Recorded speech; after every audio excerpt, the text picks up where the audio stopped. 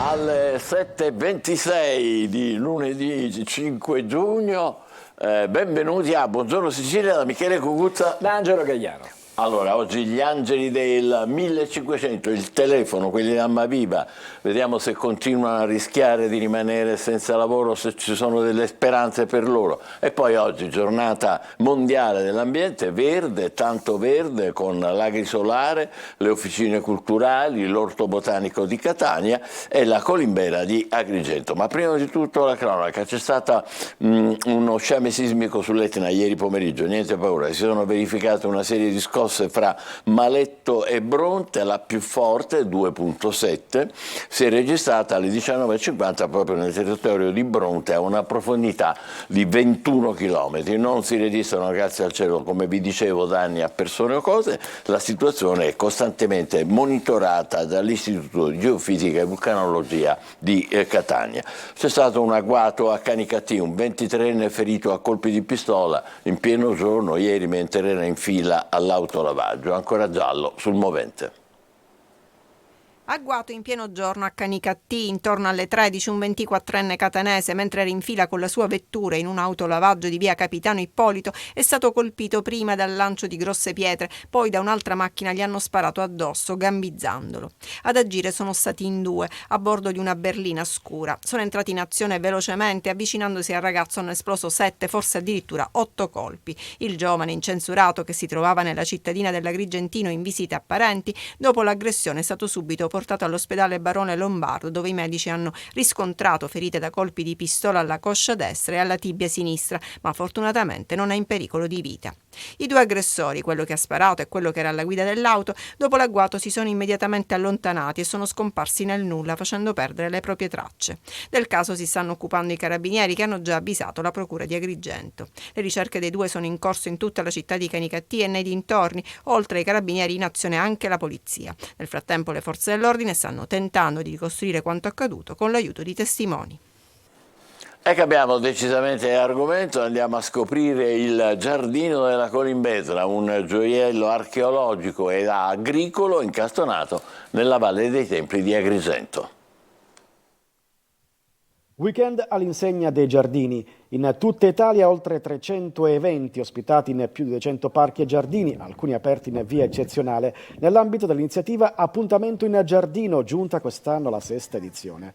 La manifestazione è promossa dall'Associazione Parchi e Giardini d'Italia con il patrocinio anche del Ministero della Cultura. In Sicilia partecipa all'iniziativa il Giardino della Colimbetra, gestito dal FAI, un raro gioiello archeologico e agricolo. Un luogo straordinario coltivato in una piccola valle tra il Tempio dei Dioscuri e il Tempio di Vulcano, che racchiude i colori, i sapori e i profumi della terra di Sicilia e racconta con i suoi reperti e i suoi ipogei, scavati 2500 anni fa, la storia dell'antica Akragas. Il Giardino della Colimbetra rappresenta il perfetto esempio di giardino del Mediterraneo. Qui sono presenti 1600 piante. Abbiamo poi il 40% della nostra vegetazione che è costituita da agrumi, alcuni dei quali hanno un patrimonio genetico estremamente raro. Abbiamo ad esempio 13 varietà di arance, ma abbiamo anche tutti gli elementi tipici della macchia mediterranea, il carrubo, i pistacchi, gli ulivi, i mandorli.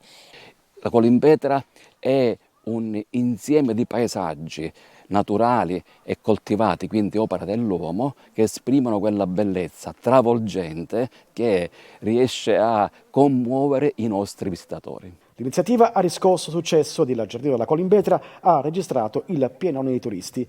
L'evento offre anche l'opportunità di informare il grande pubblico sulle attività necessarie a curare, restaurare e proteggere i giardini, in un momento che vede un forte impegno del Ministero della Cultura attraverso uno specifico investimento del PNRR nella salvaguardia e nel rilancio dei giardini storici, che sono tra gli elementi costitutivi del patrimonio artistico e culturale italiano.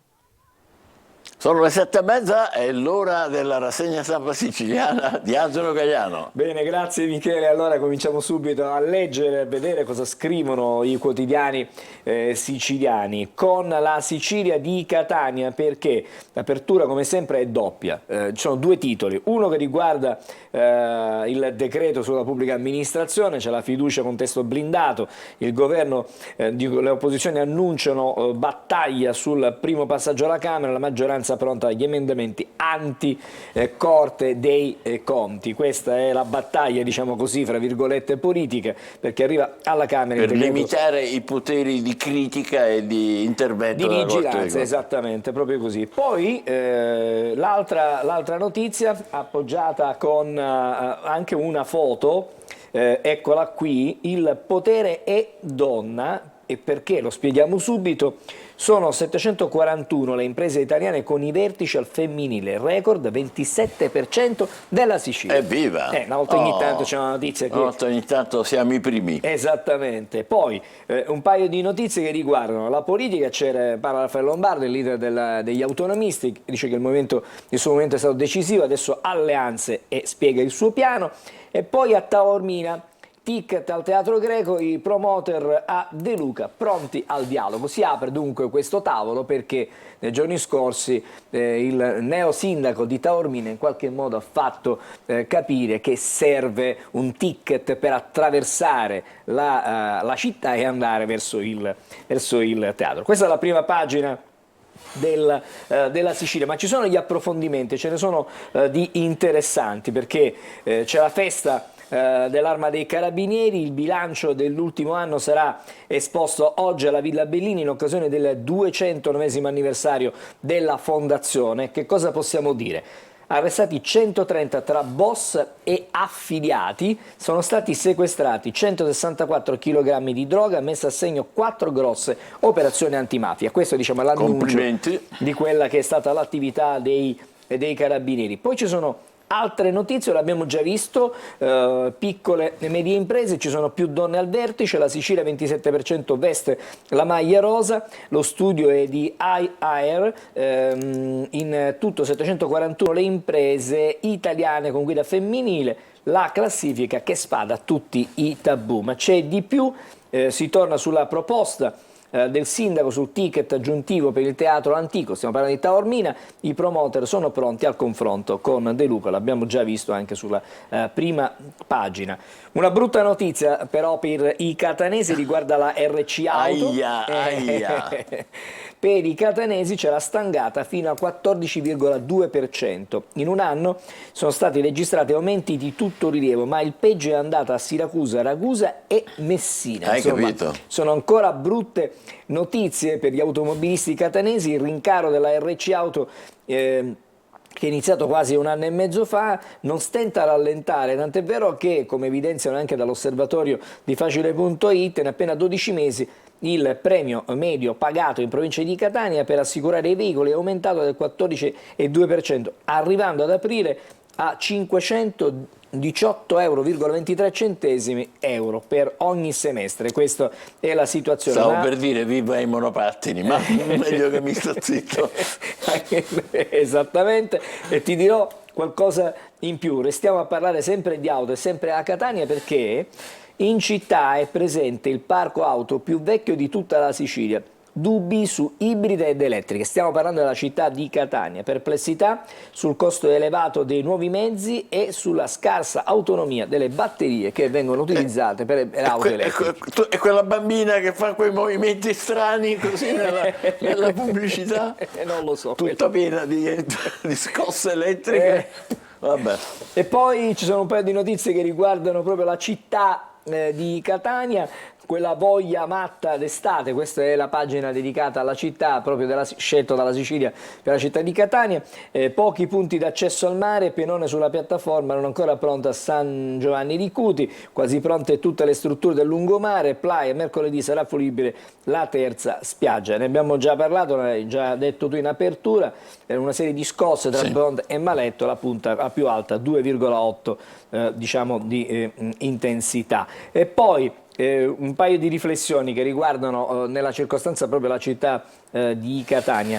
Solo 2 cani superstiti, leggiamo insieme nel degrado della stradale San Giovanni Galermo. Alcune donne del quartiere hanno segnalato più volte l'incresciosa situazione, ma siamo rimasti inascoltate. Qui tra topi e incurie c'è una discarica che viene alimentata. Non si può intervenire, ci sono le foto, c'è l'articolo sulla Sicilia. Che ci vuole intervenire oggi stesso? Questa è la situazione. E poi ti faccio leggere qualcos'altro ancora. A spasso con Etta, porcellina nella città degli sporcaccioni. Eccola qui, questa è una foto che riguarda questa...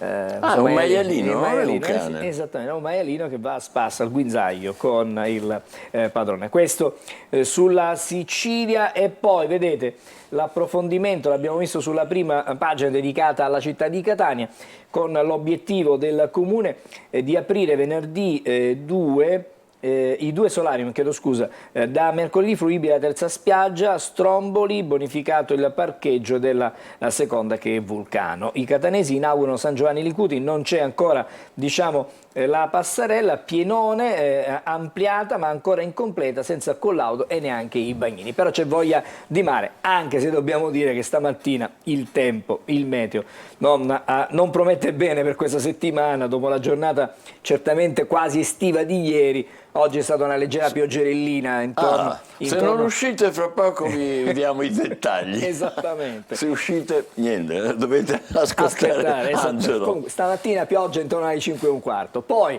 il giornale di Sicilia, questa è una notizia di cronaca, brutta notizia, 15 anni pestato dal branco. Torna la movida violenta nel centro di Palermo, gli aggressori avrebbero circa 25 anni, con loro c'era anche una ragazza. 3 giovani palermitani si accaniscono su un ragazzino, prima la rapina, poi le botte da orbi, 2 denti rotti in una notte da incubo. L'appello della sorella: aiutateci a trovare. Questa è la situazione. E poi sempre a Palermo, in via Siracusa però, una ventenne picchiata dal fidanzato che è stato arrestato. Il giovane è ai domiciliari, stamattina comparirà davanti al GIP, lei è rimasta ferita ad una gamba. E quindi insomma le notizie di cronaca non mancano. A Canicattì c'è la denuncia dell'ex compagno, mi pedina e mi minaccia, la donna si è rivolta alla polizia, la persecuzione con telefonate e sms che durava ormai da mesi. Eccole qui. Poi la foto che ci riporta ovviamente allo scudetto, alla festa ieri del Napoli, canta Napoli con 2 gol alla Sampa, parte la festa dello scudetto. Ma ci sono altre notizie che riguardano anche le vicende del Palermo Calcio, novità per tutti i reparti in vista del mercato, per la Formula 1 con il dominio incontrastato di Verstappen che non ha rivale, la Ferrari resta giù dal podio. Una notizia che approfondiremo fra non molto: caro spiagge, aumenti del 20%, estate con prezzi alti in Sicilia. Questa è la situazione che viene riportata e approfondita fra non molto. Poi ne abbiamo già parlato, un catanese che è stato gambizzato all'autolavaggio a Canicattì. Questa è la notizia di poco fa che abbiamo anche raccontato. Allora, l'apertura, vedi, sulla Gazzetta del Sud è proprio quanto è cara l'estate in spiaggia. Per un giorno al mare una coppia rischia di spendere circa 50 euro. Alla vigilia della stagione balneare in Sicilia i costi dal 10 al 20% in più per ombrellone e lettino. Ma c'è l'approfondimento proprio su questo tema, come vedete sulle pagine interne, perché i rincari, sottolineano ancora, vanno dal 10 al 20% in molti lidi siciliani, anche se c'è chi ha mantenuto prezzi dello scorso anno, almeno ufficialmente. Agosto carissimo soprattutto a San Vito Lo Capo e Taormina, insomma in alcuni arenili, nella settimana di Ferragosto è ancora possibile trovare un posto tra la 4ª e la 6ª fila, quindi è tutto occupato, ma ci sono questi prezzi che sono aumentati, sono lievitati, direi anche parecchio. Poi parla Micei del CNA Balneari di Sicilia, dice: abbiamo evitato salassi ma dateci certezze. Insomma l'estate si profila come sempre difficile, calda su diversi aspetti. Abbiamo subito approfondito questa notizia, poi le altre che arrivano diciamo dalla Gazzetta del Sud. Ci sono delle notizie che ci portano già ai fatti internazionali, perché la guerra dei partigiani russi filo-ucraini sta creando qualche imbarazzo. Ulteriori attacchi nella regione di Belgorod, le regioni anti-Putin non mollano, il Cremlino continua con i raid su Kiev e anche di Prino, ma ci sono delle vittime innocenti. Dei civili, anche dei bambini. E anche purtroppo. bambini, insomma, che sono stati colpiti nelle ultime settimane, nelle ultime ore. E poi, sempre sulla Gazzetta del Sud, pagine interne, abbiamo parlato prima dei lidi, adesso invece parliamo dei disagi. quasi No. 3 ore per arrivare da Villa San Giovanni a Aiuto. Messina. Il racconto è quello di un gruppo di messinesi che ha sperimentato cosa significa il collegamento dinamico nello stretto. Ecco, non solo il traffico. Meno male che è dinamico. Meno male. Non solo il traffico del ponte del 2 giugno, ma i disservizi del Telepass. Insomma, hanno avuto davvero qualche problema. E poi ancora una fondamentale opera territoriale, si parla a questo punto ovviamente del ponte, massima esperta di pianificazione urbanistica, la docente dell'Università di Reggio, indica la visione strategica di un intervento infrastrutturale che cambia la storia del Mediterraneo Medio Oceano. Questo è la storia, lo studio di una professoressa, si chiama Moraci, è stato presentato a Messina e riguarda l'importanza proprio del ponte sullo stretto. Stiamo vedendo ovviamente qualche come rendering, cioè come sarà, con quello che potrebbe essere. Intanto domani c'è l'incontro tra la CISL e Salvini proprio per parlare di ponte sullo stretto. Abbiamo il tempo certamente per vedere ancora qualcosa sempre dalla Gazzetta del Sud, perché si parla di un hub dello stretto, eccolo qui, lo vediamo subito, la consegna dei lavori per le demolizioni. La settimana comincia con un evento che può dirsi storico, e stiamo parlando della città di Messina, che è destinato a cambiare lo scenario di una porzione importante del centro urbano della città. La consegna dei lavori e l'apertura del cantiere per la demolizione di 2 vecchi edifici nella zona della cortina del porto, gli ex magazzini generali e l'ex mercato ittico. Qui praticamente sorgerà un hub avveniristico, il polo dell'innovazione, così viene chiamato. Speriamo che possa vedere la luce, possa essere realizzato molto presto. E poi un'altra notizia sempre che riguarda la città di Messina, visto che stiamo approfondendo la fondazione delle comunità modello di sviluppo sostenibile, luoghi simbolo, Forte Petrazza, il parco Orcinus, Orca e Fondo Saccà. C'è un ampio riconoscimento al ruolo svolto dall'ente messinese proprio sulle pagine Sole 24 Ore, e speriamo che sono 2 gli obiettivi che ha la fondazione: superare la disuguaglianza e contrastare gli effetti dei cambiamenti climatici. E proprio oggi, abbiamo detto, è la giornata mondiale che tutela l'ambiente, per la tutela dell'ambiente. Direi che con la rassegna stampa stamattina della nostra Sicilia ci possiamo fermare qui, Michele. D'accordo, facciamo una breve pausa e poi passeremo ai quotidiani nazionali. State con noi, buongiorno Sicilia.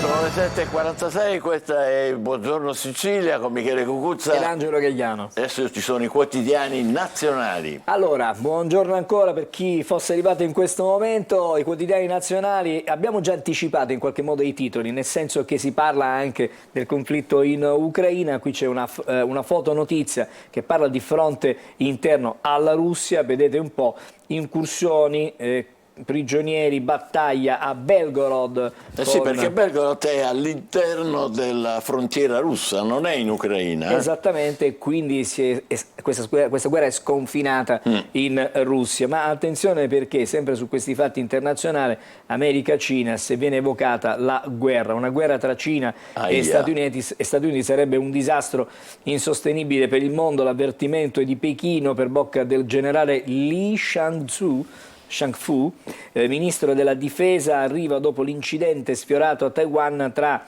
una nave da guerra cinese ed una statunitense a pochi giorni dall'incrocio pericoloso tra aerei. Il capo del Pentagono, azioni allarmanti. Si sono sfiorate, diciamo. Sì. Sono stati vicini alla collisione. Poi invece il tema del PNRR che continua, e non ogni giorno ormai si continua a parlare del piano per poter risollevarsi dopo il Covid. E utilizzare questi fondi invece di perderli per sempre. La trattativa su una clausola per salvare i fondi. Eccola, sotto la dice. Sì, l'ipotesi di dirottarli sull'efficienza energetica. E poi c'è Tajani, che è ministro degli esteri ma anche vice premier. La Commissione dell'Unione Europea non si schieri. Ma a quanto pare l'Europa ha dato il via libera, quindi si può fare, insomma, è una buona soluzione magari per l'efficientamento energetico.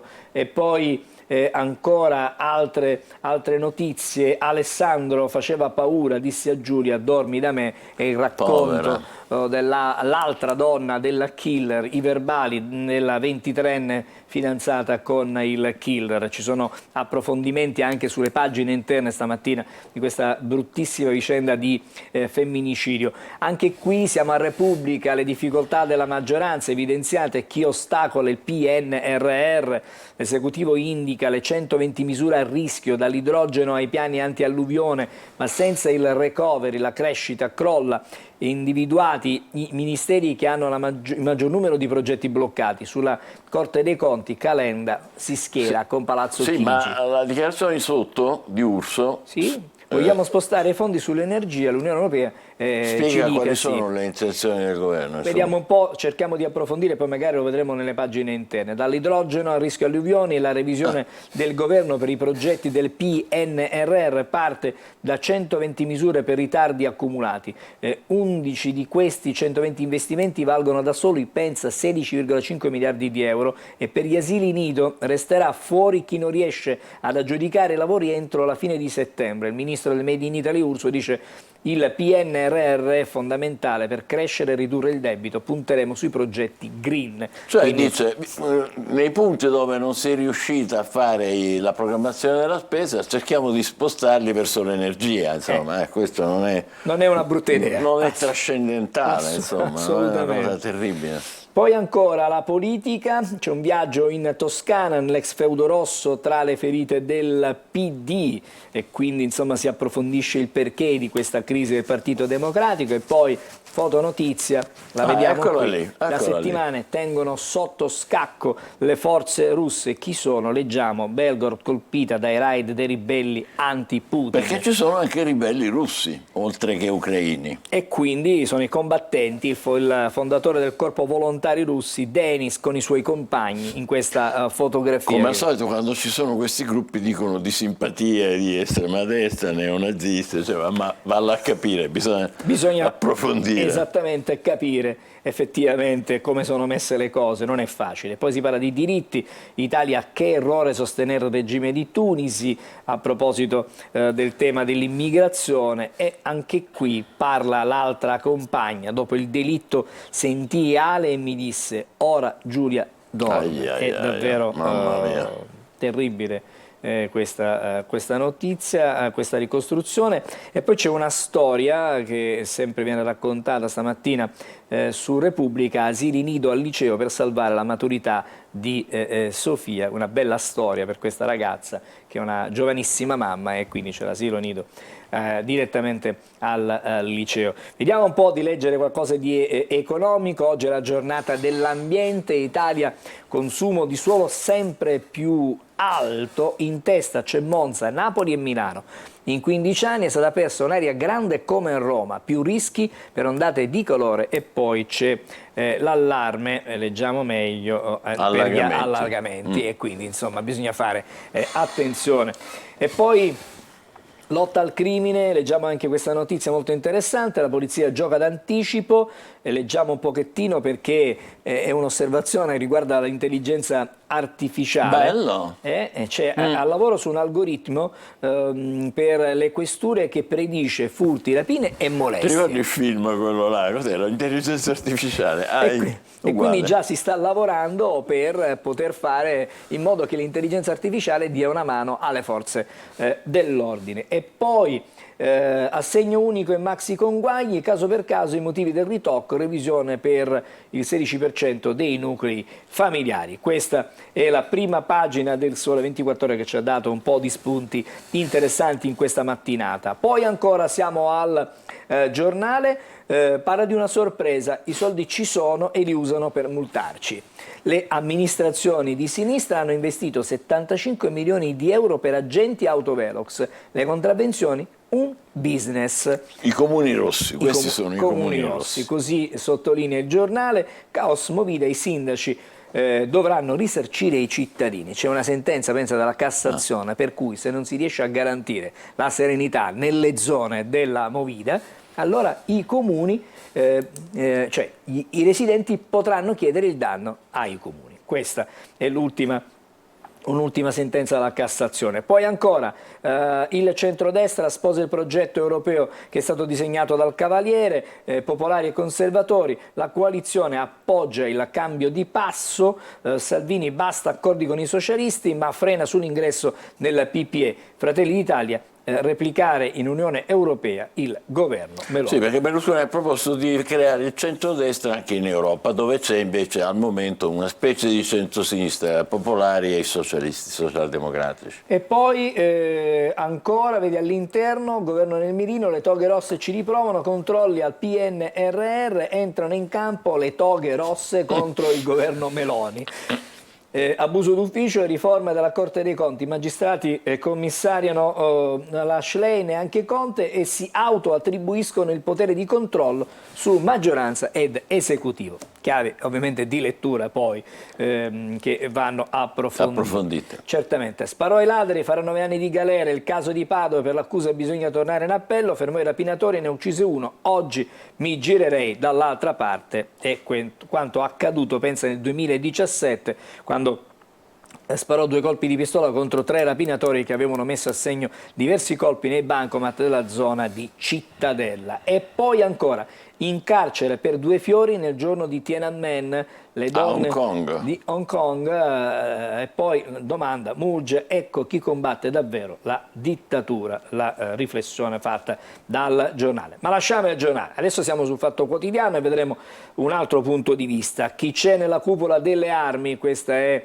l'osservazione che pilota il governo d'Europa, i lobbisti e i colossi industriali militari la fanno da padroni. Questo è quello che vede e interpreta il Fatto Quotidiano. Il PNRR favorisce solo il nord, boom di sgravi alle imposte. Questo è un fatto economico che scrive stamattina il Fatto Quotidiano. Siamo al Libero, l'anti-Meloni deve ancora nascere, intervista al potere, il capo di gabinetto che svelò i segreti di chi regna sui governi, Giorgia sa che la sua partita è in Europa dove ci sono i soldi, Crosetto, Unione Europea miope in Africa e ideologica sul clima, sono insomma evidentemente punti sempre di vista. E poi Tocchi si vede. coro di critica a Saviano e Murgia, pure la sinistra è stufa di questi antifascisti da operetta. Queste Saviano e Murgia. Parole ovviamente sul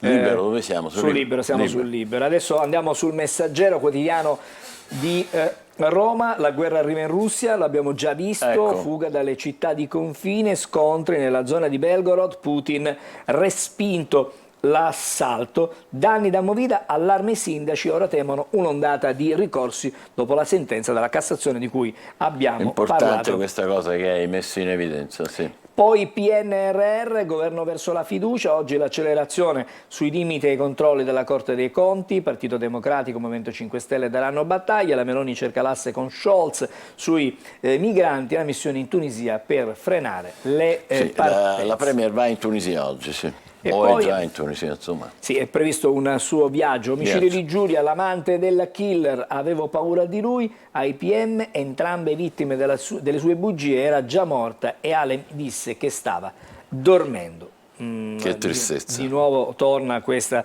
dichiarazione. Roma, questa volta il rigore è dolce, riferimento è alla qualificazione in Europa League dei giallorossi dopo aver perso la finale ieri. Dybala ha segnato, ma non poteva ovviamente segnare nella finale perché non c'era più in campo, non era nelle migliori condizioni. Questo per il Messaggero.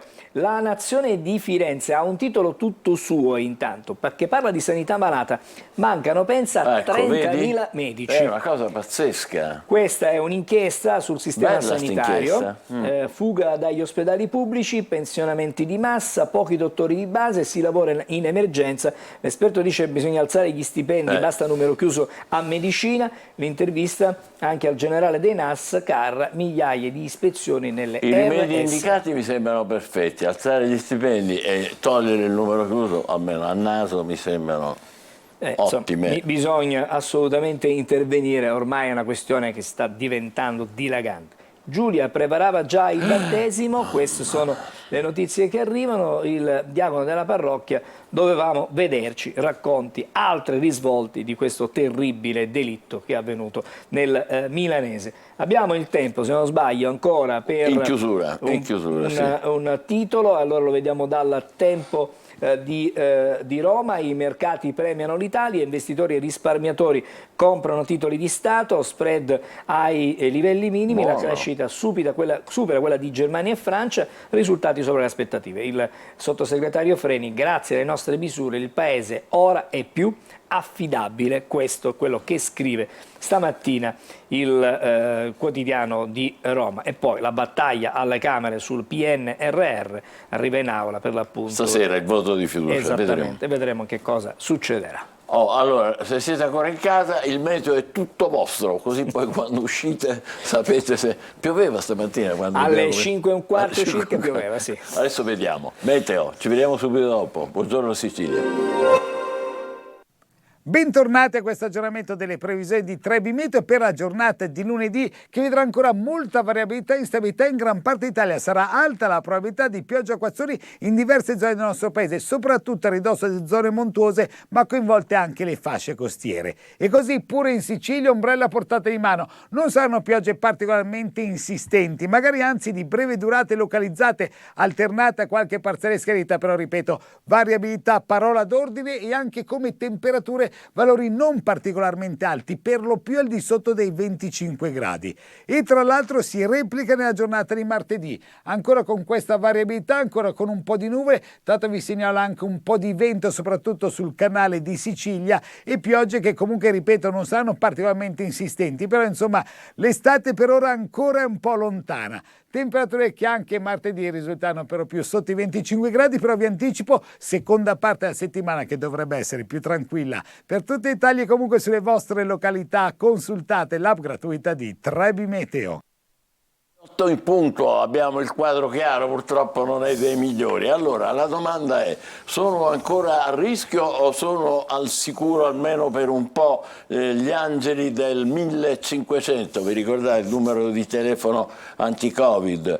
Hanno fatto manifestazioni, hanno fatto sit-in. Adesso noi ci colleghiamo a Palermo con il nostro Marco Gullà e con Fabiola Sardo, che è proprio una delle impiegate di Almaviva. A te, Marco. Buongiorno Michele, buongiorno Angelo. Sì, hai detto proprio bene Michele, gli angeli del Covid, coloro che appunto non hanno guardato orari, non hanno assolutamente guardato nulla pur di lavorare, soprattutto supportare i cittadini in un momento delicato. Allora, se sono al sicuro o se rischiano ancora, lo chiediamo direttamente a Fabiola, che è una lavoratrice Almaviva, ha manifestato tantissimo e soprattutto si è fatta valere anche con delle proteste abbastanza particolari. Fabiola, siete al sicuro o no? Buongiorno a tutti, assolutamente no. La situazione è critica, continua ad essere sempre più critica, in quanto la cassa integrazione al 100% iniziata dal 1° gennaio è sempre più a rischio, perché comunque ci stanno dando la possibilità di continuarla fino al 31 di dicembre 2023. Nel frattempo dovrebbe essere inserito un bando di gara, un'azienda dovrebbe prendersi l'appalto di un fatidico 1500, numero non si sa adibito ad oggi a cosa, e intanto chiaramente hanno stanziato tramite un decreto 5 milioni di euro che non sono sufficienti per tutto il perimetro occupazionale, per cui dal 1° gennaio siamo nel limbo, non sappiamo assolutamente che cosa ne sarà di noi, se tutti saremo inseriti in questo decreto che comunque sia hanno fatto per noi ad hoc, però 5 milioni non sono sufficienti. Non sono sufficienti, ma soprattutto quello che appunto Fabiola ha manifestato anche poc'anzi prima del collegamento è che si continua a lavorare, si continua a vivere con una spada di Damocle che pende sulla testa da voi ormai da diversi anni. Io le vostre proteste le ho quasi seguite tutte, è ormai una telenovela a puntate. Tra l'altro a breve avremo anche un'altra dipendente Almaviva che appunto ci racconterà la sua storia, quindi insomma è una spada di Damocle la vostra che insomma pende ormai da anni. Noi non riusciamo ad arrivare a fine mese, abbiamo degli stipendi, se così si possono chiamare, perché con la cassa integrazione neanche li definire stipendi. Quanto prendete? Per quanto? 500 euro al mese, considerando che abbiamo delle coppie che sono spostate tra di loro, non arriviamo nemmeno a pagare gli affitti, non arriviamo a pagare le bollette, nulla, sembra una presa in giro, una promessa sempre non mantenuta, ovvero nelle promesse che poi vengono mantenute perché il decreto è stato fatto, ci troviamo sempre alla fregatura, che è quella sempre a favore nostro, chiaramente. Allora, qui c'è anche, se mi date ancora sì, certo, spazio, vai avanti. Abbiamo anche l'altra collega che ci ha raggiunto e che ci ha raggiunto appunto nonostante il traffico abbastanza insomma importante che c'è oggi. Parlavamo di appunto di stipendi abbastanza bassi, ma come si va avanti così? Si va avanti con molte difficoltà. Noi abbiamo nel nostro servizio, ma anche in tutto il bacino Almaviva, abbiamo delle famiglie monogenitoriali, delle coppie, tutti abbiamo dei mutui, quasi tutti abbiamo dei bambini delle più differenti età, è molto molto difficile. Il decreto è stato approvato, 5 milioni di euro sono stati stanziati, in tutto questo periodo però non si è fatto nulla di concreto, viviamo in un limbo. Noi siamo le vittime sacrificali di questa situazione ed è molto molto pesante. Marco, volevo chiedere alle tue ospiti se loro temono per caso che ci possa essere in prospettiva, come dire, una selezione, una parte sì e un'altra parte no. Che cosa ne pensano? C'è questo rischio? Temiamo proprio questo, Ecco. questo, oppure temiamo una cassa integrazione. Oppure teniamo una cassa integrazione sempre più alta, perché chiaramente non avendo uno stanziamento di soldi per tutto il perimetro, qualche soluzione si deve trovare. Per cui io penso che se non faranno dei tagli di personale, sicuramente faranno una cassa integrazione. Michele, che dobbiamo ancora subire. Chiedo scusa, non è che nella vostra testa c'è una sorta di Termini Imerese bis, quello che è successo a Termini può essere un modello negativo applicato anche alla vicenda Almaviva? Non so se ci stanno sentendo le tue ospiti. Sì, no, inoltre direttamente la domanda io a Caterina che è qui al mio fianco. Temete che insomma questa situazione possa essere una sorta di Termini Imerese bis con Bluetech, con questa diciamo bis anche triste credo, con questa situazione che non riesce mai ad avere insomma una soluzione positiva e definitiva? Certo che lo temiamo, noi temiamo di rimanere in questo limbo per tantissimo tempo.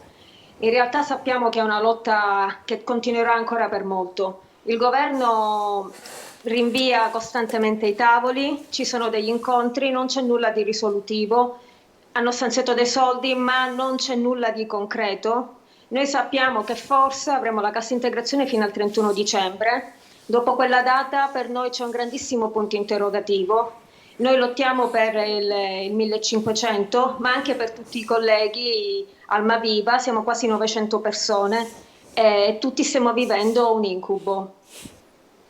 Un incubo che tra l'altro insomma dobbiamo anche aggiungere che molti dipendenti hanno anche fatto famiglia tra loro, quindi Almaviva è un po' la radice che poi permette a tutti loro di andare avanti con gli stipendi che al di là del fatto che sono abbastanza irrisori in questo momento, quantomeno permettono di poter insomma proseguire nella loro vita, però è ovvio che è una situazione abbastanza delicata. Domani tra l'altro vi dico che ci sarà una grande protesta a Roma per quanto concerne il settore delle telecomunicazioni, Fabiola e Katia che sono qui al mio fianco andranno proprio nella capitale per manifestare. Fabiola.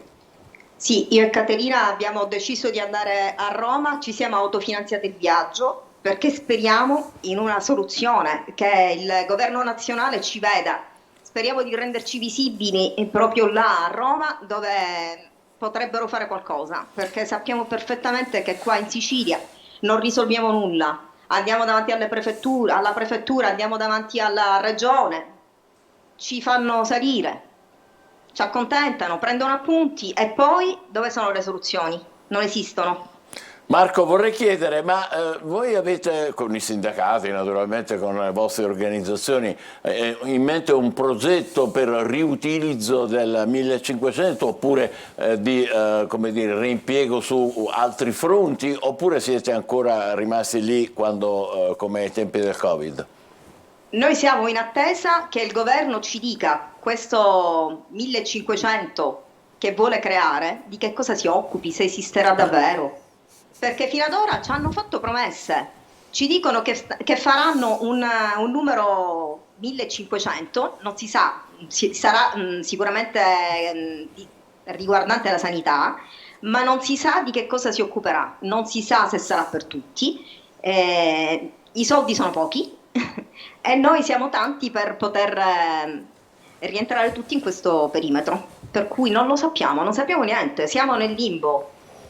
Vorremmo delle chiarezze, vorremmo proprio delle spiegazioni da parte di chi sta ai poteri forti. Speriamo che la manifestazione di domani possa servire anche in questo senso. Ringrazio Marco Goulart e ringrazio soprattutto Caterina Melli e Fabiola Sardo che ci hanno raccontato le loro difficoltà e i loro disagi, hanno la nostra solidarietà. Speriamo che al più presto ci possa essere veramente un uso intelligente del 1500, perché 1500 per la sanità, detto da uno che non c'entra niente, sarebbe un numero utilissimo, potrebbe servire a dare una serie di informazioni che al momento uno non sa dove cercare. Comunque vabbè, stiamo zitti e vediamo domani che succede. Intanto facciamo una pausa e poi oggi, che è la giornata mondiale dell'ambiente, parleremo di sviluppo responsabile con una serie di esempi concreti molto interessanti. State con noi.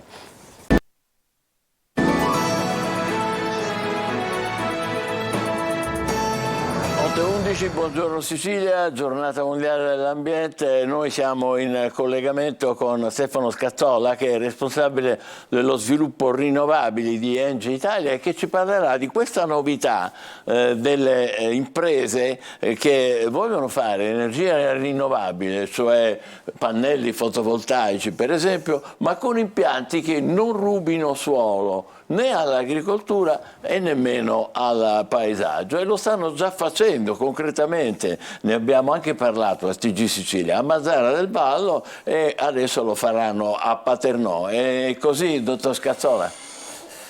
È così, dottor Cuccuzza. Innanzitutto buongiorno a lei, buongiorno ai suoi telespettatori. L'impianto che abbiamo realizzato è un impianto che utilizza la tecnologia agrivoltaica, come viene definita, che è una tecnologia che tenta di coniugare lo sviluppo e la produzione di energia rinnovabile da impianti fotovoltaici, quelli che insomma conosciamo tutti, no? Con cui i suoi telespettatori avranno già familiarità, con la produzione agricola, che in passato in realtà veniva completamente persa nel caso di impianti fotovoltaici, perché i pannelli coprivano delle superfici che poi diventavano diciamo non più utilizzabili dal punto di vista produttivo. Come abbiamo realizzato tutto ciò? L'impianto è innanzitutto un impianto di grosse dimensioni, utilizza 122.000 pannelli, produce quasi l'equivalente di 100.000 famiglie siciliane durante l'anno, quindi è un impianto di grandi dimensioni, occupa una superficie importante, 115 ettari, che è, tanto per darvi l'idea, l'equivalente di circa 160 campi di calcio. Una superficie così grande, quindi sottratta all'agricoltura, non era una cosa che noi volevamo accettare. Abbiamo quindi scelto di utilizzare questo espediente tecnico, quindi di montare i pannelli all'interno di sostegni chiamati tracker, che consentono ai pannelli di orientarsi costantemente verso la produzione del sole, verso la posizione del sole, esattamente come fanno i girasoli, tanto per intenderci, e di distanziare molto questi pannelli in maniera tale da consentire ai raggi del sole di penetrare all'interno di questi veri e propri filari, immaginatevi dei filari come quelli di un vitigno, e quindi consentire la produzione agricola all'interno di questi filari. Non solo, distanziando i pannelli in maniera significativa, consentiamo anche il passaggio di mezzi agricoli che su una superficie di 115 ettari sono fondamentali per poter ovviamente continuare l'attività agricola del terreno. Voi in un primo tempo vi fornirete Amazon Italia, se non vado errato, ma poi anche servirete la rete pubblica, è così? Il progetto è questo? Sì, è così. Diciamo che questo tipo di progetti che sono realizzati senza incentivi pubblici, il progetto è stato completamente finanziato da delle banche importanti del sistema italiano e dai finanziamenti di Engie. Hanno bisogno di poter vendere per lungo tempo il prodotto a delle aziende che sono interessate ad acquistarlo, per in qualche modo avere la certezza dei flussi finanziari che consentono poi agli investitori di effettuare questo finanziamento. Questa vendita copre l'80% della produzione del progetto, il restante 20% viene dato al sistema elettrico e quindi viene distribuito all'interno delle nostre case e delle nostre aziende. Quindi diventa energia elettrica, ecco, in sostanza. Diventa esattamente energia elettrica, che è poi quello che serve al nostro paese per lo sforzo di decarbonizzazione, no? Quindi per raggiungere gli obiettivi ambiziosi del 2030 che ci siamo dati, per ottenere un effetto sui cambiamenti climatici e anche per distanziarci dalle fonti fossili con uno sforzo importante, soprattutto in ottica geostrategica, come sappiamo bene, dalla guerra in Ucraina, no? E le conseguenze che questo ha avuto sui costi dell'energia elettrica. Certo, stiamo vedendo delle immagini suggestive di questi pannelli disposti in maniera diversa a seconda dei luoghi, ma addirittura consentite che ci siano alberi, è vero, dai mandorli agli ulivi e così. Io vedo qui delle Sì, palme. certo. Partiamo dal presupposto che il terreno che avevamo selezionato era un terreno abbastanza povero dal punto di vista produttivo. Era in classe 3, c'erano ampie zone che non erano coltivabili per la presenza di pietrisco e anche fenomeni di allagamento superficiale che rendevano il terreno inadatto. L'abbiamo quindi lavorato e quindi l'abbiamo ripristinato e riportato ad una condizione più consona allo sfruttamento produttivo. Abbiamo tutta una fascia perimetrale dell'impianto che copre quasi 10 ettari di terreno che viene coltivata con mandorleti e uliveti, e tutta la parte invece centrale viene utilizzata in larga parte come foraggiera, quindi come produzione di erba per l'alimentazione animale, ma anche con delle coltivazioni sperimentali. In questo caso abbiamo selezionato asparagi, alloro, erbe medicinali, quindi alloro, rosmarino, lavanda. Abbiamo anche installato alcuni vitigni e abbiamo iniziato una cooperazione con l'Università di Palermo proprio per tentare di capire come queste culture si adattano alla convivenza con i moduli fotovoltaici, in maniera tale da capire, da sperimentare quali sono le culture migliori per questo tipo di applicazioni, visto che intendiamo adottare questa tecnologia anche in altri impianti, in altri progetti che stiamo sviluppando al momento. Magari berremo il vino fotovoltaico. Esattamente. Brinderemo al prossimo impianto. Il prossimo impianto. Questa è la Mazara del Vallo. A Paternò a che punto siete adesso? Diciamo che alla fine di questo mese entreremo in servizio, quindi gli impianti hanno avuto un percorso parallelo sia dal punto di vista autorizzativo che realizzativo e quindi siamo molto vicini. Volevo chiedere al dottore Scazzola quanta energia si riesce a produrre in un impianto come quello che state mettendo su a Paternò? Sì, prendiamo l'esempio del caso di Mazara. Mazara è un impianto da 66 megawatt, produce, come dicevo prima, l'equivalente del consumo di 100.000 famiglie siciliane durante un anno. Chiaramente abbiamo dovuto in qualche modo diminuire le aspettative di produzione dell'impianto, perché spaziando i moduli in maniera più efficace e quindi per consentire la produzione anche agricola abbiamo perso della capacità produttiva. Un impianto puramente dedicato al fotovoltaico nel terreno di Mazara probabilmente avrebbe visto installati quasi 100 megawatt, quindi un buon 40-45% in più rispetto a quello che siamo riusciti a installare. Chiaramente è stato una perdita necessaria per poter consentire la produzione e la vocazione produttiva, la vocazione agricola di un terreno che altrimenti l'avrebbe persa per sempre. E siamo in grado anche di valutare quanta CO2, così almeno ci rifacciamo un po' le orecchie, no? Sentendo sì, noi valutiamo che rinunciamo a quante schifezze rinunciamo, ce lo dica lei.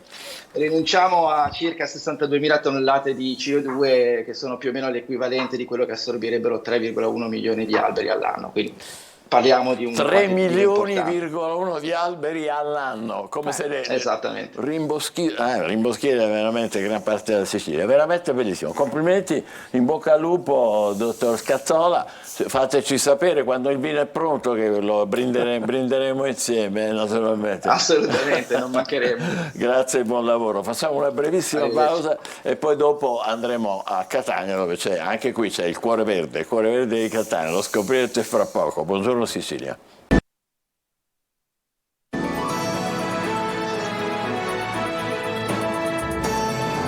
8:21, buongiorno Sicilia, con noi un ospite che accogliamo con molto piacere, Giovanni Sinatra, che è responsabile della comunicazione di Officine Culturali. Stiamo parlando di Cuore Verde di Catania, tra poco andremo all'Orto Botanico. Che cosa fa Officine Culturali?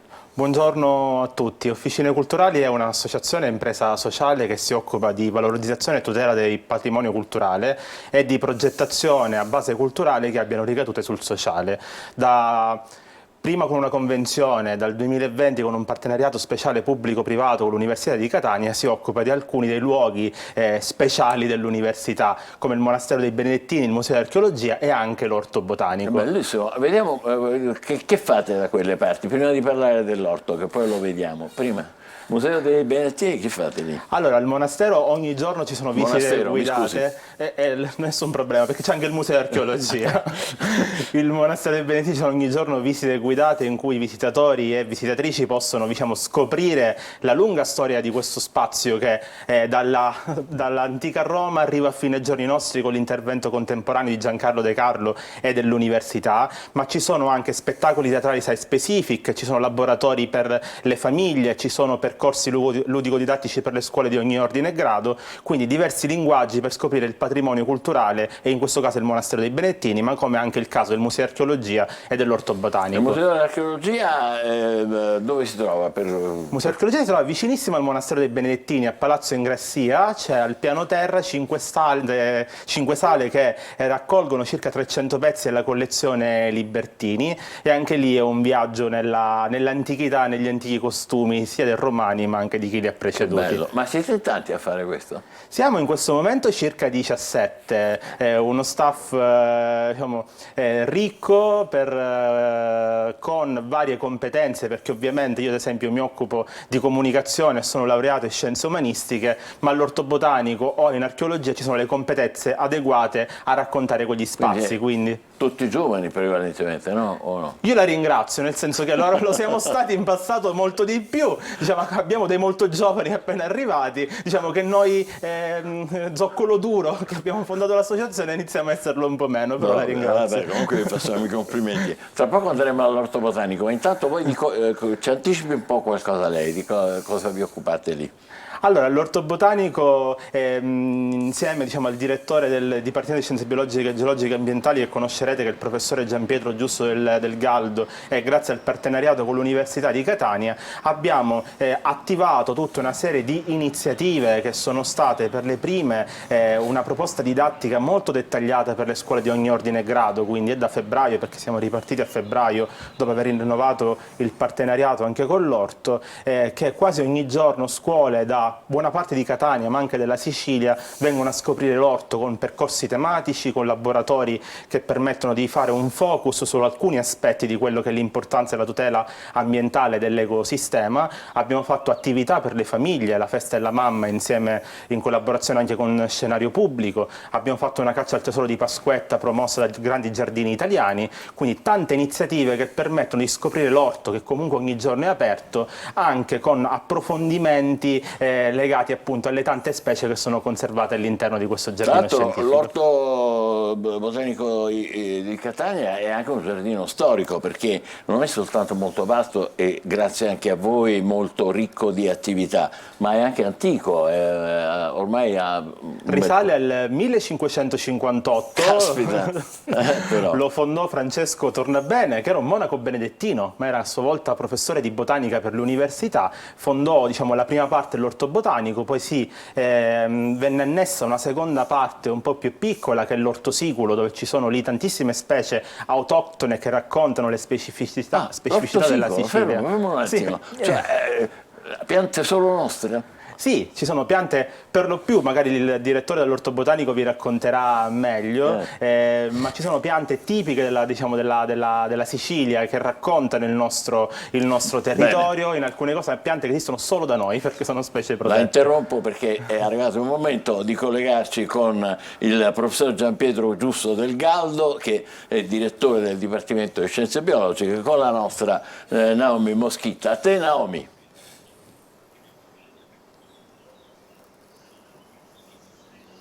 Buongiorno Michele, sono in compagnia del professore Giusto del Galdo, un cognome sontuoso all'altezza di una location altrettanto sontuosa.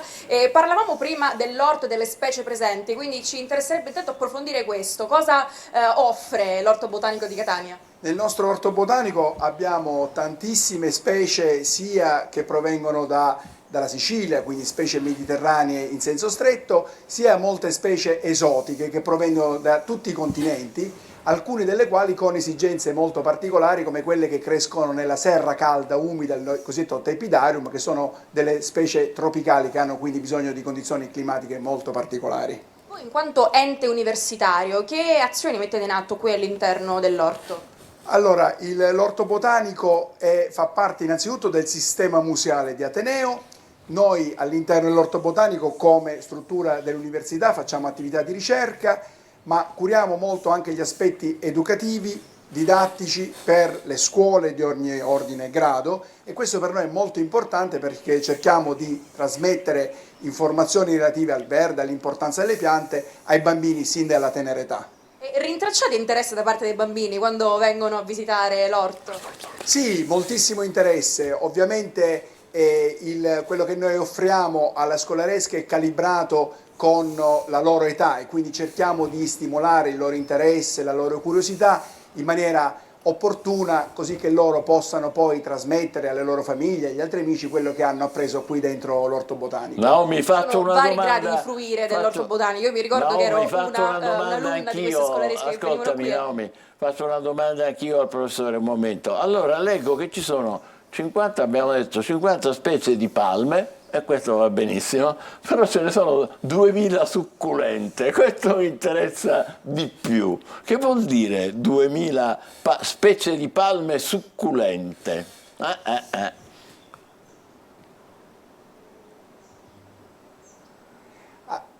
Allora abbiamo, grazie al clima favorevole della nostra città, la possibilità di coltivare sia in pieno campo che all'interno di serre calde, quindi con temperatura controllata, le piante succulente, le piante tipiche degli ambienti aridi, e questo è possibile sfruttando appunto le caratteristiche climatiche della nostra città. Abbiamo una ricca collezione di succulente, frutto in parte anche di donazioni che sono avvenute in passato e che noi curiamo con le dovute attenzioni. Continua, prego.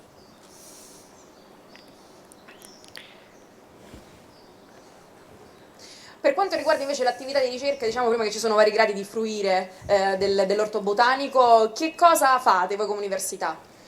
L'attività di ricerca, soprattutto negli ultimi anni, è finalizzata, rivolta alla conservazione della biodiversità spontanea. Questo è un aspetto molto importante che noi curiamo anche facendo degli studi qui specifici dentro l'orto botanico, dove vediamo come in qualche modo possono riprodursi le specie vegetali spontanee della nostra flora e eventualmente anche essere reintrodotte in natura in interventi di ripristino, restauro ambientale, che sono un aspetto molto importante che ci interessa molto anche da un punto di vista scientifico. In quest'ottica avete avuto dei buoni risultati? Abbiamo avuto dei buoni risultati, è un tipo di ricerca piuttosto recente, per cui i risultati si vedono su medio-lungo termine, però i primi risultati sono abbastanza confortanti e quindi continuiamo in questa linea di ricerca. E poi insomma diventa polo anche d'attrazione turistica, soprattutto durante l'estate, tante attività svolte qui all'interno dell'orto. Sì, cerchiamo di rendere l'orto botanico aperto a tutti, sia quelli che sono veramente appassionati di piante, e ce ne sono tanti, ma anche semplici cittadini, fruitori, mamme che vengono con bambini, nonne che vengono con i nipotini. Facciamo tanti eventi culturali molto variegati che in qualche modo servono ad avvicinare la cittadinanza e i turisti a questa realtà che esiste da più di 150 anni e che ancora molti cittadini catanesi non conoscono.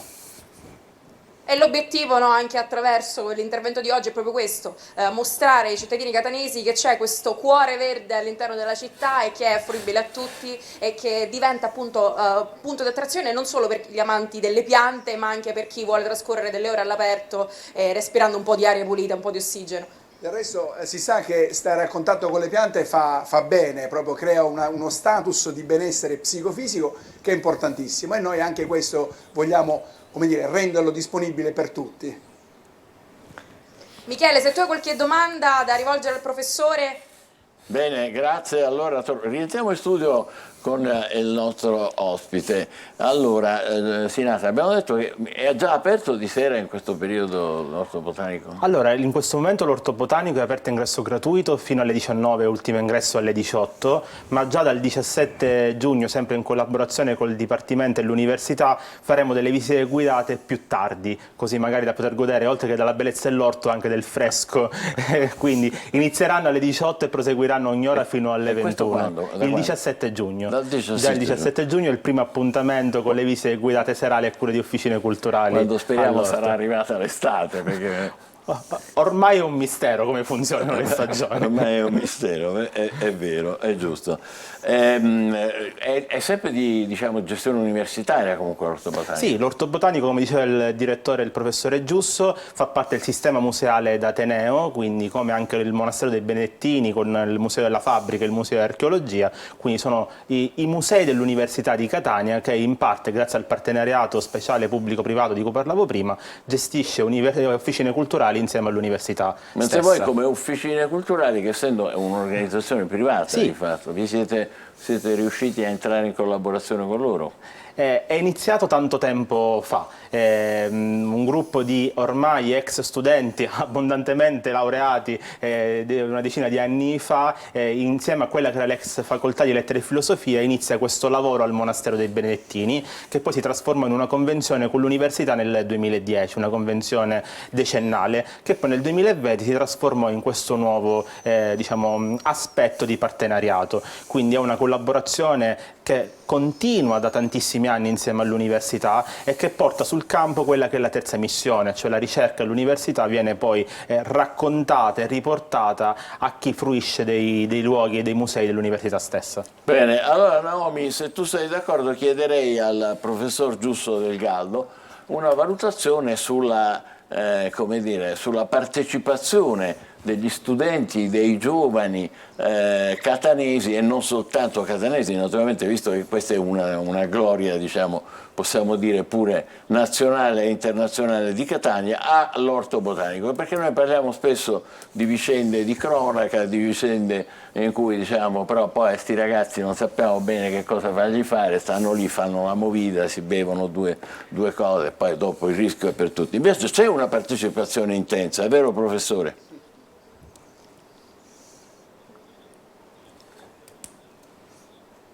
Sì, lo confermo, abbiamo rapporti con tante scuole. Proprio oggi verranno 15 studenti di scuola di liceo che in qualche modo saranno dei ciceroni per altrettanti 15 studenti di scuole medie.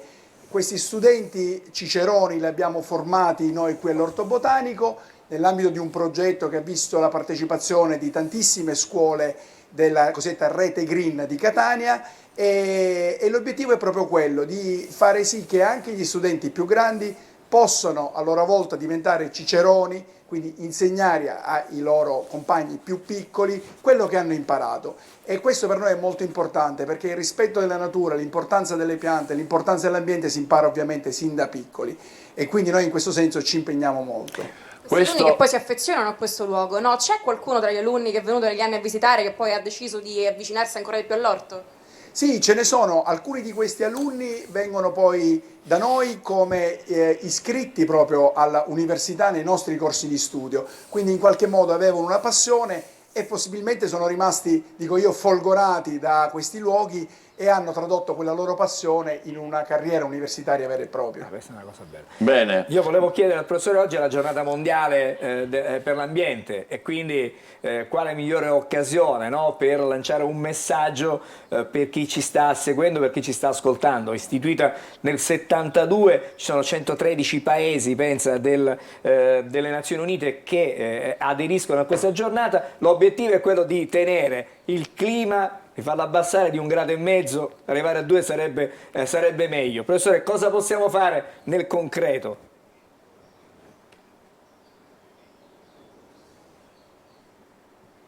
Professore, dallo studio chiedono cosa possiamo fare nel concreto per l'ambiente, visto che oggi è la giornata mondiale dell'ambiente. Lei, insomma, chi meglio di lei che è ben inserito in queste dinamiche? Ma la risposta potrebbe essere lunghissima o brevissima, scegliamo... Televisiva, quindi una via di mezzo. Allora, io dico sempre che noi stiamo vivendo tante crisi, una crisi climatica, una crisi economica importante, ma l'etimologia, la radice greca di questa parola, crisi, vuol dire scelta. Allora io credo che si tratta banalmente, se vogliamo dirla così, di scegliere ogni giorno qual è la strada che vogliamo seguire. Ovviamente dalle nostre scelte, singole scelte, dipenderà il futuro, penso, di questo pianeta. Quindi è importante fare delle scelte consapevoli, informarsi e quindi poter capire bene qual è l'opzione migliore che in qualche modo ci porterà fuori da questa grande crisi che stiamo vivendo. Bene, ricordarci benissimo. che a prescindere dai ricercatori, Grazie. ognuno di noi poi è un anello di questa catena. Va bene, grazie professore Gianpietro Giusto del Gallo, grazie anche al nostro ospite Giovanni Sinatra, grazie alla nostra Naomi Moschitta. Ci fermiamo qui e adesso ci facciamo una risata con quelli di Insieme, che sono sempre bravissimi. State con noi, buongiorno Sicilia. Mauro, vieni qui. Vieni qui. Non mi devi chiamare Bulbo. Ci siamo. Madonna, è la proposta Ratti. della serata, è la proposta, ce l'ho fatta. Ratti, allora, innanzitutto mi chiamo Pulpito. Vabbè, questi sono punti di vista. No, allora, punti di vista. è una proposta stimolante davvero. Io lo so che tu preferisci quelle ritardanti, ma questa è stimolante davvero. Sono un trio. Di che? Di che cosa? Di circensi, anzi, più che circensi, questi sono cistercensi. Guarda che non è un accrescitivo di circensi. Non lo so, questo non lo so. Allora, è una famiglia di circensi, loro vengono dall'unione di due famiglie di circensi importantissime italiane, vengono dall'unione della famiglia Togni e dalla famiglia Orfei. Come si chiamano? Loro sono il trio Fogni! Fogni! No, non ci credo, non ci credo. No. Questa è una vergogna. No, c'è da dire, sono venuti in aereo, hanno sbandito i bagagli e dentro c'erano le basi, se no adesso... Volevo soltanto dire che questi signori in tre fanno 250 anni e fanno i cretini. Dettagli, un applauso ai fratelli Fogni! Fratelli Fogni. Questi sono mogli e figli a casa che guardano la televisione. Vi siamo vicini. Devono mangiare anche loro. Allora, ognuno di loro ha una caratteristica. Anche più allora, di una. abbiamo il rumorista, lui fa un sacco di rumori, anche di odori, però stasera in televisione va vi bene farà sentire i rumori, a me anche gli odori adesso. Vabbè, grazie. Poi abbiamo il Mimo. E lui? Mimo? Sì. Con quella faccia, certo. Che c'ha? Le nacchere. Sono rimaste in mano le nacchere. E poi lui sarà il gran finale, un fantasista veramente sopraffino. Gli mancano 4 mesi e poi se ne va in pensione. Allora, signori, iniziamo subito con... Che sta facendo? Non ci sono le palle. Mannaggia. I fratelli Fogni. E poi dice che il vaccino non aveva controindicazioni. Allora... Signori, allora io veramente non so più nella pelle. Quando si vuole. Allora, lui fa questi rumori qui. Allora, è specializzato nel telecomando che inserisce l'allarme alla vostra automobile. Non ho capito, tutti quanti hanno un telecomando con la macchina che inserisce. Ecco, lui fa il rumore del telecomando. Ma non servono le parole, a volte neanche guardarli. Sentite. Signori! Questo è. Quanti anni ha? Ma quanti anni ha? Posso avere l'età di ognuno di loro? Per favore. Conosco le mogli. Lascia stare, hanno sbagliato pure, ma 18, 21 e 68. Sì. Poi abbiamo il Mimo, guarda che sta fremendo. Lui farà un classico per stasera, come in tre, farà un classico che è quella del muro. Ma ti dico, lo fa con una dovizia di particolari. Lui ha dato già al comune, ha chiesto i permessi. Per fare il muro? Ha chiesto la scia. Adesso, sì, Certo. lo fa col 110%, ve lo dico subito, quindi andiamo anche a risparmiare. No. Allora, guarda, è una cosa incredibile. Ora si sta rimboccando le maniche perché comincia a aprire il cantiere? Esatto. Una cosa veloce perché... Dove va? Sì, un attimo, e questa è la sua sorpresa, che è la carriola. Ma proprio cominciamo da... Iniziamo dall'inizio, Sì. proprio. Ecco qua. Occhio. Comunque beccare in un Allora, solo facciamolo colpo. lavorare. Intanto lui è il gran finale. Però quando tu inserisci l'allarme, no, alla macchina, che succede? Che poi arriva uno magari con una faccia brutta, che so, un malintenzionato, no, e vuole rubarla. E che succede? Che suona l'allarme. E come fa l'allarme?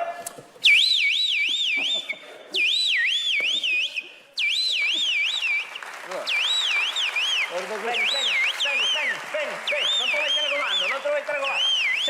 C'hai un telecomando? Non trovo il telecomando, spegni ste cazzo. Questo sta in pausa, adesso sta in pausa. Sta mangiando il panino? Questo è la birra, questa. Una cosa veloce, però. Comunque, posso dire una cosa? Io chiedo un applauso perché beccare 4 imbecilli in un solo colpo, così, non è facile. Non è facile. Non è andato. Certo, No, è partito dall'alto. Adesso, ecco, si sta alzando il muro, lui il finale. Ecco, è andato anche uno schizzo, vabbè. Adesso, signori, adesso per esigenze di scena televisive, noi ci siamo portati avanti. Che? Tieni, è il filo a piombo. Che cos'è? Il filo a piombo. È preciso, te l'ho detto. Ma siccome noi per esigenze di scena ci siamo portati avanti, abbiamo già fatto un muro a casa, ecco, prendiamo il muro che abbiamo fatto a casa, ecco, vedi? Che spettacolo indecente. Lui non fa un cazzo, però. Ecco. No, dai, adesso fai col numero del vivo. Guarda che è una cosa... La pelle d'oca, guarda. I fratelli Fogni!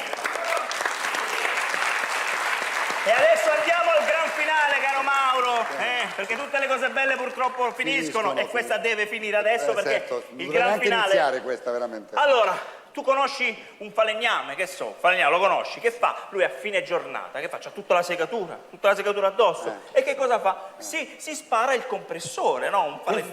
Si spara il compressore per togliersi la segatura, no? Tutti quanti lo sanno. Ecco, lui sarà il falegname, lui il compressore e lui l'armadio, non lo so adesso. Scusa, questo è il gran finale? Questo è il gran finale. Col compressore si fa il gran finale. Signore e signori, il falegname che a fine giornata si spara il compressore per pulirsi della segatura. La pistola. La telecronaca. Non è partito.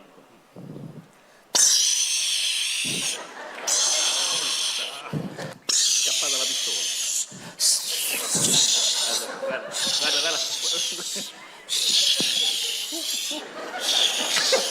I fratelli Fogni, signori!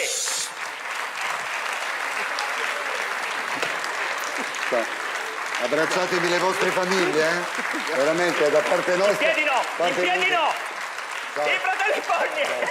Andiamo da questa parte, perché lui lo so, Vincenzo Albano lo so, ma la ricotta mi dispiace. Andate via, i fratelli. Grazie signori, grazie, non me li paghi, non me li paghi. No, tu me lo paghi.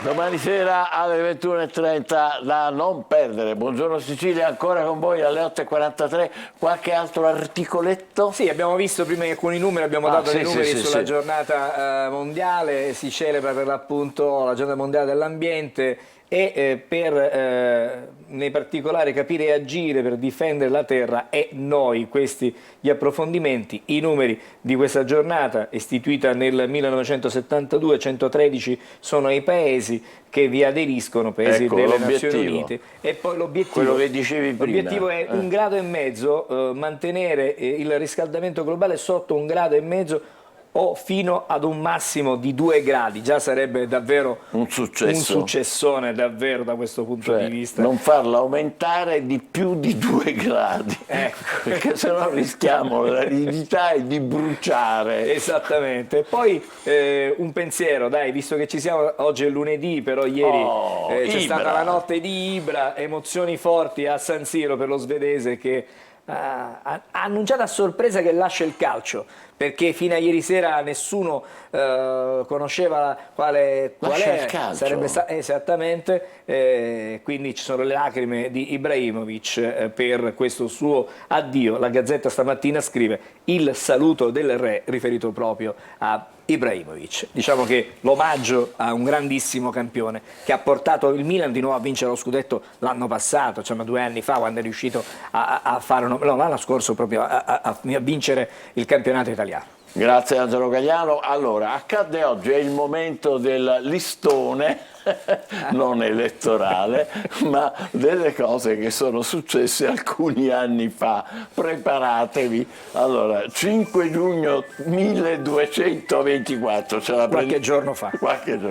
Federico II di Svevia, questa che la mia mano era apparsa, Federico II di Svevia ha fondato l'Università di Napoli. Pensate quanti anni ha l'Università di Napoli, quanta Federico cultura. II. La Federico II, famosa nel mondo, 1224. Nel 1783 in Francia i fratelli Montgolfier, indovina cosa mostrano al mondo? La loro mongolfiera.